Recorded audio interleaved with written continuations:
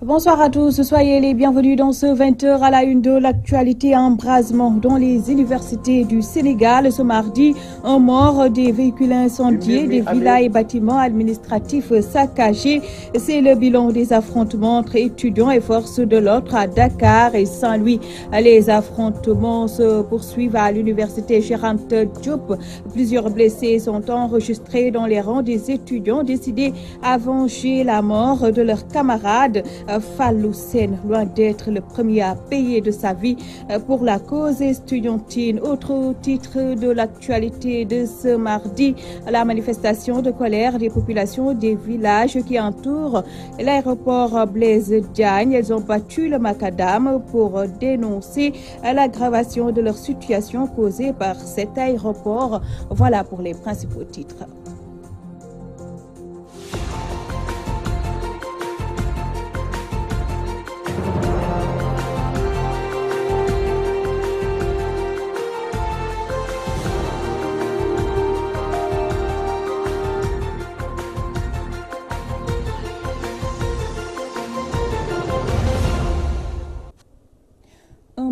Plusieurs dégâts matériels, c'est le bilan des affrontements de ce mardi entre forces de l'ordre et étudiants à l'université Gaston Berger de Saint-Louis. Sortis manifester pour réclamer leur bourse, les étudiants ont été violemment réprimés par les gendarmes. Le siège du CROUS, le rectorat et la maison du ministre de l'Enseignement supérieur ont été saccagés. À Saint-Louis, les explications de Gabriel Barpier. Un concert de désapprobation s'est emparé de la capitale du Nord suite au décès de l'étudiant Fallou Sène, consécutif aux affrontements entre les forces de l'ordre et les pensionnaires de l'université Gaston Berger de Saint-Louis lundi matin. Les Saint-Louisiens et les observateurs brocardent l'État qui a retardé le paiement des bourses. Le syndicat autonome de l'enseignement supérieur section UGB parle de blessures que les mots ne peuvent pas traduire. Les étudiants, quant à eux, ont agi sur leur passage. Le CROUS et le rectorat sont ainsi saccagés. La maison du ministre Mary Teuw Niane, sise au quartier Ngalel, est mise à sac. Des pneus sont brûlés sur la route nationale numéro 2, elle-même bloquée pendant de longues heures. Pour l'heure, un calme apparent règne à Saint-Louis et son arrière-pays, mais la tension reste palpable. Saint-Louis, Gabriel Barbier, Radio-Télévision Walfadjri. Suite au décès de leur camarade Fallou Sène de l'UGB, les étudiants de l'université Cheikh Anta Diop de Dakar sont sortis manifester leur colère. Les affrontements ont fait de nombreux blessés. Le point avec Djambambaya. La mort de Fallou Sène secoue l'université Cheikh Anta Diop de Dakar. Le courroux des étudiants est à son apogée. Un meurtre de plus pour une affaire de bourse d'études. Les étudiants disent stop à ces bavures policières. 4 ans de cela, Bassir Faye a été tué, ressortissant de Diourbel. Encore une fois aujourd'hui, Fallou Sène, ressortissant de Diourbel. Donc il est temps vraiment que les autorités diourbelloises montrent à l'État que l'étudiant n'est pas vraiment un agneau, l'étudiant n'est pas un mouton qu'on tue à n'importe quelle heure et à n'importe quel moment, à cause uniquement des questions de bourse. Ils devaient payer les bourses bien avant, parce qu'aujourd'hui c'est le 15. Jusqu'à présent, ils n'avaient pas payé les bourses, juste à la suite de ces manifestations qu'ils ont commencé à virer. Les jets de pierre et de grenades lacrymogènes entre étudiants et forces de l'ordre ont occasionné des blessés. Le centre médical de l'université Cheikh Anta Diop de Dakar ne désemplit pas. Les étudiants en veulent à mort aux autorités rectorales de l'UGB et au gouvernement du Sénégal, particulièrement au ministre de l'Intérieur. On a écouté le ministre de l'Intérieur du nom de Aly Ngouille Ndiaye qui a tenu un discours irresponsable disant que les étudiants doivent comprendre le rôle des forces de l'ordre. Le rôle des forces de l'ordre, c'est de quoi? C'est de tuer les étudiants. Ça, c'est inadmissible. Voilà, c'est pourquoi aujourd'hui, quand l'information est tombée, nous nous sommes réunis, voilà, pour battre ce macadam. Il faut que l'État-là, l'État actuel, l'État de Macky Sall, comprenne le sens de gouverner. Gouverner, ce n'est pas forcing. L'histoire se répète. Les forces de l'ordre ont encore une fois tué un étudiant. Fallou Sène est décédé. Les étudiants de Dakar réclament justice et le respect de leurs droits.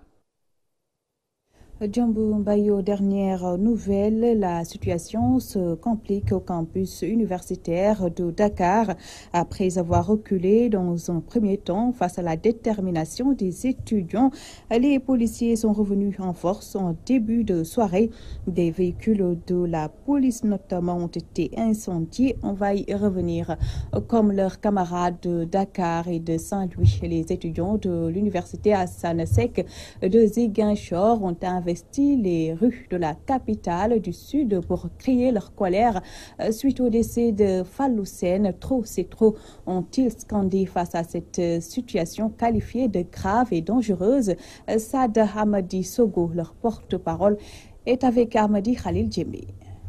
C'est déplorable, c'est aussi une grande déception et une grande amertume qu'aujourd'hui, ce matin, nous avons appris cet incident qui s'est produit à l'université Gaston Berger de Saint-Louis et que vraiment que nous dénonçons. Et nous disons également aussi, on essaie de rappeler, c'est la décision divine. Mais aussi au-delà de cela, nous sommes sortis en tant qu'étudiants pour solidarité et d'esprit d'appartenance avec nos confrères qui sont là et également ceux qui sont aujourd'hui en train de mener ces genres de manifestations à Dakar, à Saint-Louis et ainsi de suite. Donc nous disons que ces genres de situations se répètent tant que nos autorités ne sont pas en fait des dirigeants d'action, mais toujours elles sont des dirigeants de réaction. Il faut qu'il y ait un incident, que les autorités en fait s'activent. Mais nous ne pouvons pas continuer dans ce sens. S'il s'agit jusqu'à présent dans ce monde, c'est sur la question de bourse, à chaque fois qu'on ait des pertes humaines, qu'on ait des pertes de ressources humaines. Donc je pense que c'est déplorable et c'est la déception pour le Sénégal. Donc nous disons et nous demandons solennellement au nom de tous les étudiants aujourd'hui que le ministre chargé de l'enseignement supérieur qu'il remet sa lettre de démission au président de la République, au Premier ministre, parce qu'il a failli à ses responsabilités pour garder la sécurité au niveau des universités. Fallou Sène n'est pas le premier à payer de sa vie pour la cause estudiantine. Sa mort ne fait qu'allonger la liste déjà longue des victimes des bavures policières, des meurtres souvent sans meurtrier qui pourtant auraient pu être évités si l'État payait les bourses à temps et satine. Mohamedou Fallou Sène vient allonger la longue liste des martyrs de l'enseignement supérieur au Sénégal, tués ce mardi au cours de violents affrontements avec les forces de l'ordre à l'université Gaston Berger de Saint-Louis. Cet étudiant en deuxième année de lettres modernes, fils de Diourbel, marié et père d'un enfant, est loin d'être le premier à payer de sa vie pour la cause estudiantine. Sous Abdou Diouf, vers la fin des années 90, à l'université Gaston Berger de Saint-Louis, pour la première fois, des gendarmes tirent sur les étudiants. Bilan, 2 blessés graves, acheminés finalement en France. L'université Cheikh Anta Diop de Dakar n'échappe pas à ces bavures policières. Le 31 janvier 2001, l'étudiant Balla Gaye meurt. Il est tombé sous les balles des policiers. Quelques jours après, le policier Thiendella Ndiaye fut arrêté, puis blanchi par la justice sénégalaise. L'université pleure la mort du fils de Tivaouane. 13 ans après, jeudi noir à l'université encore, le 14 août 2014, Bassirou Faye perd la vie au campus social de l'UCAD après avoir reçu une balle à la tête. Beaucoup de suspects. Tombon Wali fut arrêté puis libéré. Quelques jours après, un autre suspect, Sidi Mohamed Bougaleb, arrêté, condamné à 20 ans de prison ferme. Le sang continue de couler dans les universités sénégalaises. Pourtant, les franchises universitaires interdisent tout accès des forces de l'ordre dans les universités, mais des franchises qui ne sont jamais respectées. Au-delà des policiers qui tirent sur les étudiants, l'État sénégalais est sans doute le premier responsable de ces morts. De Balla Gaye à Fallou Sène, la revendication est toujours la même, le paiement des bourses, affrontement avec les forces de l'ordre, saccage des biens publics, souvent des blessés graves, rien que pour lutter. Pourquoi les étudiants sénégalais sont toujours obligés de verser leur sang pour percevoir leur bourse? Et Satine, dans l'actualité du jour, il y a également la manifestation de colère des populations des villages qui entourent l'aéroport Blaise Diagne. Les populations ont arboré des brassards rouges et battu le macadam pour dénoncer la situation dans laquelle elles vivent depuis le lancement des activités de l'aéroport Hambourg-Tchernodaf. Entre l'AIBD et les villages qui lui sont riverains, le voisinage n'est toujours pas au beau fixe. Les femmes, on leur avait promis un financement dans le cadre de l'AIBD. Jusqu'à présent, ce financement n'est pas venu. Presque la totalité de la population est là, mais il y a des bornes fontaines aussi qui tardent à être ouvertes. Et nous voulons que quand même le maire et l'AIBD prennent les dispositions pour que ces bornes fontaines puissent fonctionner normalement. L'ouverture du marché est imminente.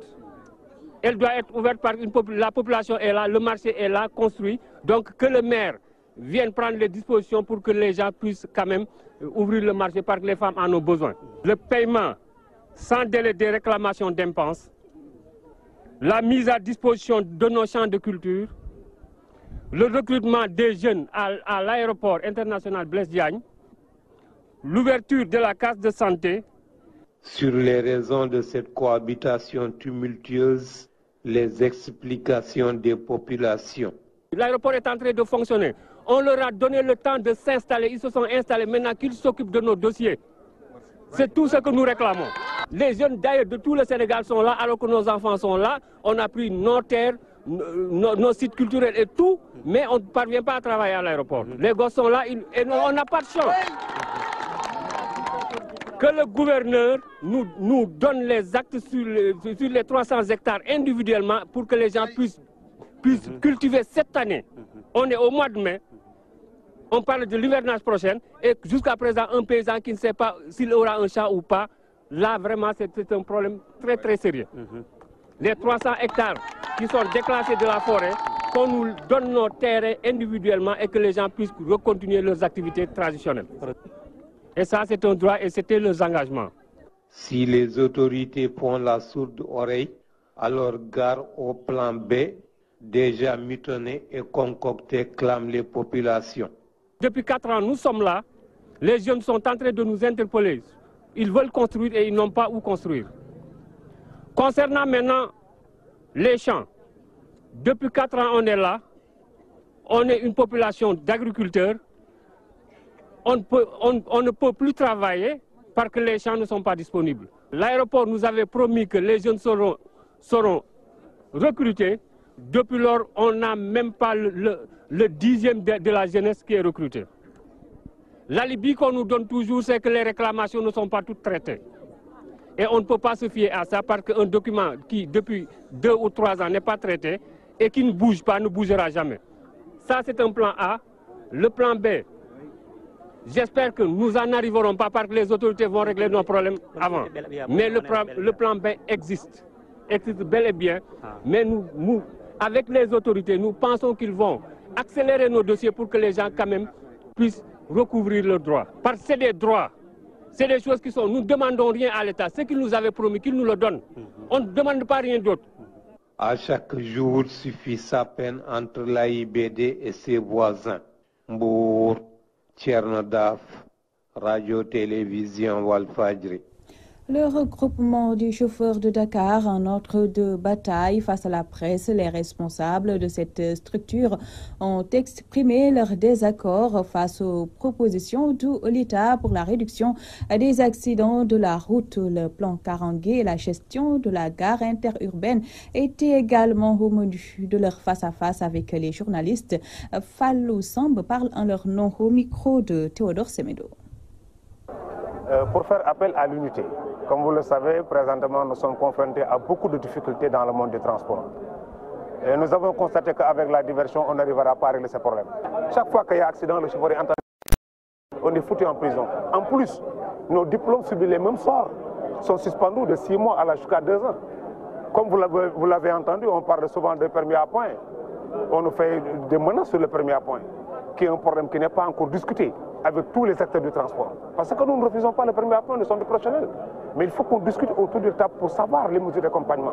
Comme on l'a dit, qui retire les points? Quelle est la procédure? etc. Est-ce que les mesures d'accompagnement sont sur place? Bon, en plus, quand on nous parle par exemple du Cap Karangé, pourquoi quand on faisait l'essence des cartes d'identité, on ne nous a pas demandé de l'argent? Nous, on est des professionnels, on a déjà obtenu nos permis de conduire. Et puis depuis lors, chacun de nous a timbré 10 000 francs sur ton permis. Quand l'État a pris une décision de sécuriser les permis, les documents administratifs, il n'a qu'à prendre son propre budget. On est des citoyens, on est des contribuables. Ce n'est pas droit de nous demander encore de l'argent pour amasser des milliards de francs sur le dos des transporteurs et des chauffeurs. Pourquoi, par exemple, quand on nous parle, par exemple, du renouvellement du parc, mais ça tarde à se faire. Même si le projet est venu, on va mettre des conditions avec des apports personnels qui seront très difficiles pour que les chauffeurs puissent acquérir à ces véhicules. Nous tous, la main dans la main. Actuellement, on est derrière Alulio, qui est le président du regroupement régional, que nous prenons comme quelqu'un qui est l'unité des contraires. On croit comme les commerçants, comme UNACOA, etc. Nous aussi, on est prêts, on va augmenter le transport. Ça, c'est inévitable. Si par exemple, tout ce qui vient du port est augmenté, tout ce qui vient du port, nous, on paie des taxes au port. Si les taxes sont augmentées, on est obligé d'augmenter. À Wakhinane Nimzatt, des promoteurs s'appuient sur la loi relative à l'habitat social pour escroquer d'honnêtes citoyens, une situation que déplorent les populations. Certaines d'entre elles ont décidé de prendre en charge leur destin par la mise en place d'une coopérative, nous dit Théodore Semedo. L'accès à l'habitat social pose encore problème au Sénégal, malgré l'existence de la loi 2016-31 du 8 novembre 2016 relative à la loi d'orientation sur l'habitat social. Actuellement, les populations ne s'identifient pas à ce programme des promoteurs qui, selon le cas, peuvent être privés ou publics. Parce qu'aujourd'hui, dans le cadre du programme d'habitat social, il s'agit de mener à bien la logique sociale. Alors aujourd'hui, c'est la logique économique qui prévaut sur la logique sociale. C'est-à-dire que les populations sont considérées comme des clients et non pas comme des partenaires. Il y a une philosophie purement capitaliste. Parce qu'aujourd'hui, même pour bénéficier d'un financement dans le cadre du programme d'habitat, il faut impérativement être salarié, avoir un bulletin de salaire qui constitue de garantie. Or aujourd'hui, une loi est venue. Pire encore, des promoteurs immobiliers ne cessent d'arnaquer dans un laxisme total d'honnêtes citoyens qui réclament toujours justice. C'est une situation qui remonte de très longtemps, depuis 2008-2009. Effectivement, les populations avaient intégré effectivement les programmes de promoteurs et finalement, elles se sont retrouvées vraiment sans terrain ni logement également. Agir Imo par exemple, Agir Imo, Namora, Scat Afrique, EFGNI, il y en a beaucoup. Victime de Abdoulaye Youssou Diagne, à qui j'ai remis un montant de 4 800 000 pour l'acquisition d'un terrain. Et quel est le résultat final? Je n'ai rien vu. Parce qu'il faudra les extrader. Ce sont des criminels. Un abus de confiance. Il faut les extrader, il faut les punir. Mais en attendant l'intervention des autorités judiciaires, ces victimes d'escroquerie ont décidé de prendre leur destin en main par la mise sur pied d'une coopérative d'habitat dans l'espoir d'être appuyée par l'État par l'octroi d'espace en vue de construire des logements décents. Exactement, les solutions sont là. Parce que les populations se sont organisées, ont pris elles-mêmes leur destin en main, effectivement, pour trouver une solution alternative. Pourquoi d'ailleurs nous lançons un appel solennel au président de la République pour venir en aide effectivement à ces milliers de familles sénégalaises qui sont vraiment dans le désarroi. Ça veut dire pour qu'ils nous octroient au moins une assiette foncière qui nous permettra effectivement de dérouler notre projet. Et nous comptons sur le volet social, comme on le dit, selon la loi, pour offrir des terrains à des gens qui mettent en place des coopératives fiables, sûres. Ces membres de la coopérative d'habitat émergence sociale étaient en assemblée générale à la place publique Serigne Fallou de la commune de Wakhinane Nimzatt. Théodore Semedo, Wakhinane Nimzatt, Walfadjri. Les responsables du projet Puma au chevet des populations de la commune de Fanaï ont offert au groupement de promotion féminine de Ngalanka des motopompes pour faciliter le travail en milieu rural. Direction le nord du pays où nous retrouvons Aboukan. Dans la commune de Fanaï, les femmes rurales sont les piliers des réalisations profondes de changements économiques et sociaux nécessaires au développement durable. Seulement leur accès au financement est un des nombreux défis auxquels elles sont confrontées. C'est ce qu'a d'ailleurs compris le PUMA, le programme d'urgence et de modernisation des axes et territoires frontaliers, qui a aujourd'hui fini de soutenir ce leadership et la participation de ces femmes en milieu rural. Yaya Dieng, un des responsables du PUMA. Le PUMA aussi, toujours dans cette lutte contre la pauvreté et dans aussi l'atteinte à l'autosuffisance des riz, porte un projet d'aménagement de 20 000 hectares dans l'île Amofine et sa partie attenante. Voilà, donc nous avons une approche qui consiste à faire des études et des concertations avec les populations, avec les propriétaires terriens. Ceci dans un souci de mieux sécuriser le foncier et aussi sécuriser les investissements des futurs partenaires qui vont venir et qui vont investir dans l'agrobusiness. Pour que ces femmes puissent contribuer sérieusement à la croissance économique inclusive, le PUMA vient d'octroyer 2 motopompes de 2 cylindres flambant neuves au groupement des femmes de la commune de Fanaï dans le Ngalenka. Donc nous sommes venus en apportant aussi une dotation de 2 motopompes de 2 cylindres et également nous avons prévu de doter tous les villages frontaliers de la commune en matériel d'allègement de travaux des femmes, qui sont composés de moulins multifonctionnels, de cortiqueuses à riz. Ceci rentre aussi dans la politique du chef de l'État, dans sa vision, dans son message qu'il a adressé fortement à la population sénégalaise, de ne plus voir une femme sénégalaise user de sa force musculaire pour transformer la graine. Donc c'est ça l'objectif de ces journées, c'est pour vraiment appuyer, accompagner ces femmes-là à s'autonomiser et aussi à lutter contre la pauvreté. Dans sa composante développement durable, le PUMA a un important volet qui concerne la promotion économique. Qui dit promotion économique dit développement économique des territoires frontaliers par la réalisation des activités génératrices de revenus. Nous avons un important volet qui concerne plus de 15 000 projets à réaliser dans toutes les zones frontalières. Et la vallée n'est pas en reste. Donc, le PUMA va revenir plus largement en discutant et aidant aussi les populations dans le renforcement de leurs capacités, que ce soit aussi des capacités matérielles, financières et aussi dans les formations humaines. A rappelé que le PUMA, qui va financer plusieurs projets dans les domaines de la santé, de l'éducation, de l'agriculture, de la pêche et de l'élevage à hauteur de 103 milliards de francs CFA, rien que dans le département de Podor, a déjà investi dans les communes de Mandina Ndiadbe, Mbolo Biran et celle de Fanaï, à Podor Aboukan pour la télévision Al-Fajri. Célébration de la Nakba commémorant l'exode du peuple palestinien après la guerre de 1948. Autorités diplomatiques, associations islamiques et organisations des droits de l'homme condamnent les agressions de l'État juif. Pour le président d'Amnesty Sénégal, un embargo sur les armes et des poursuites judiciaires s'imposent vu la gravité des actes commis à Gaza. Rohandong. L'ambassade de la Palestine au Sénégal a célébré ce mardi 15 mai 2018 la 70e année de la nakburation ethnique menée contre le peuple palestinien en 1948. Une occasion pour l'ambassadeur de l'État palestinien au Sénégal, Chafouat Ibrahim, de s'indigner encore de l'agression faite au peuple palestinien. Face à cette arrogance et à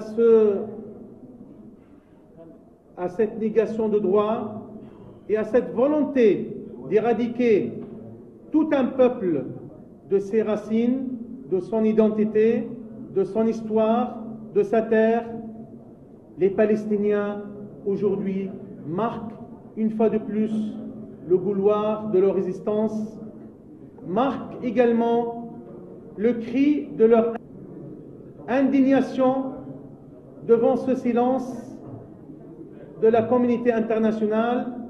Venu assister à la rencontre, Aliou Dieng, président du Forum islamique pour la paix, et Moursid Iam Thiam ont aussi condamné ces exactions et parlent de forfaiture. En tant que président du Forum islamique pour la paix, pour magnifier notre solidarité et notre soutien au peuple palestinien et condamner la barbarie que mène l'Israël sur la Palestine et sur les citoyens palestiniens. Hier, lundi, il y avait une cinquantaine de Palestiniens qui ont été tués devant le monde. Donc nous demandons aux pays musulmans, surtout aux pays arabes, et à toute la Oumma islamique et tous les défendeurs de la liberté et de la solidarité de se lever pour demander à Israël de se retirer de ces attaques permanentes qu'il mène sur ce peuple palestinien musulman. Aujourd'hui et même demain, tout un chacun doit tout faire, tout donner pour que la paix règne.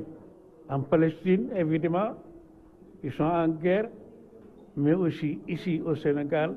Le président de Amnesty International Sénégal, Sidi Gassama, quant à lui, réclame des sanctions contre l'État d'Israël. Nous demandons à la communauté internationale, évidemment, de décréter un embargo sur les armes envers Israël. Il faut que tous les États qui vendent des armes à Israël arrêtent, n'est-ce pas, ces transferts d'armes-là. Il faut également que la Cour pénale internationale ouvre une enquête, que la procureure ouvre une enquête immédiatement sur les événements de Gaza. Cette rencontre organisée pour commémorer la Nakba a permis aux différents intervenants de condamner les agressions faites par l'Israël contre le peuple palestinien. Voilà qui met un terme à ce rendez-vous d'information. Merci à vous de l'avoir suivi. Tout de suite, la quatrième et dernière partie de l'édition du soir avec Moustapha Diop. Très bonne soirée à tous.